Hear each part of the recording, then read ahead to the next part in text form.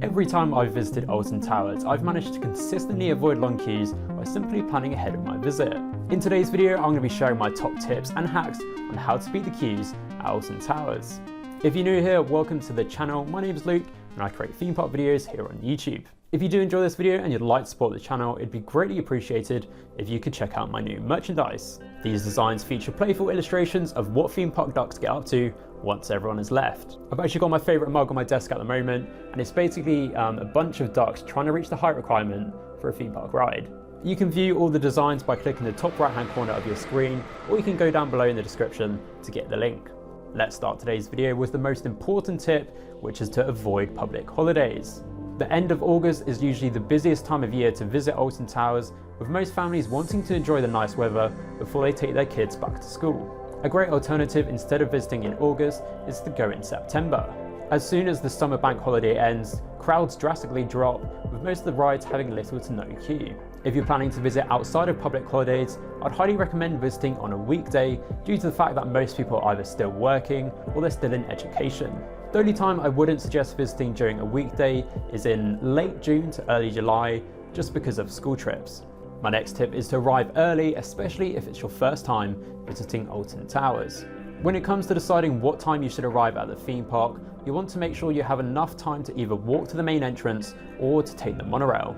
If you're planning to drive to Alton Towers for the first time, it's definitely worth knowing that the main car park isn't actually located near the main entrance. Depending on what section of the car park you've parked in, the walk to the main entrance is around 15 to 25 minutes. If you can see the monorail queue extending outside of the building, it's definitely faster to walk to the plaza area instead of waiting in line. If you do end up getting to the theme park early enough, you should be able to just walk straight onto the monorail. Once you finally get to the theme park's entrance, you'll then just have to pass through security, and then finally you'll be able to scan your tickets. Compared to Thorpe Park, I've always found Alton Towers security much more efficient, so I wouldn't worry too much about this part of your visit. I've personally never had to queue more than 10 minutes, but if you are visiting during the peak of summer, you might end up queuing around 15 to 30 minutes. By simply arriving early, you can avoid the morning rush and you can spend more time on your favourite rides instead of being stuck outside the theme park. One of the main benefits of staying on site at Alton Towers is the exclusive hotel entrance. Instead of having to walk or take the monorail, you can enter the theme park at Galactica near the roller coaster restaurant. Day guests won't be allowed to use this entrance unless they're leaving the theme park towards the end of the day. So finally, you're inside Alton Towers, but where should you head to first? If you're starting your day at the main entrance, personally, I'd recommend heading straight to the Dark Forest. Because of the nearby valley, you'll be able to get there quicker than the guests entering through the hotel entrance. If you head to the Dark Forest first, you'll be able to do multiple re-rides of 13 and Rita before it starts to get busy. Most guests head to the rides closest to the main entrance, so the Smiler and Oblivion often have the busiest queues during the morning. Spinball Wizard and Wicker Man also seem to be popular rides during the theme park's opening, so unless the wait time is less than 10 minutes, I'd recommend coming back to these roller coasters later in the day. If you end up visiting Alton Towers during a busy day, it's worth remembering that the Smiler has a single rider queue. Not many people know it exists, so it often has a very small queue, even if the main standby line is well over an hour. All you have to do is enter the left queue at the roller coaster's entrance, which will lead you to the ride's merge point. It then splits into 3 separate lines with fast track, ride access pass, and finally single rider. Even if you're with a group, sometimes it's worth using this separate queue to drastically reduce your wait time. As long as you're fine not sitting next to each other, it's a great way of turning an hour queue into just a 15-minute wait.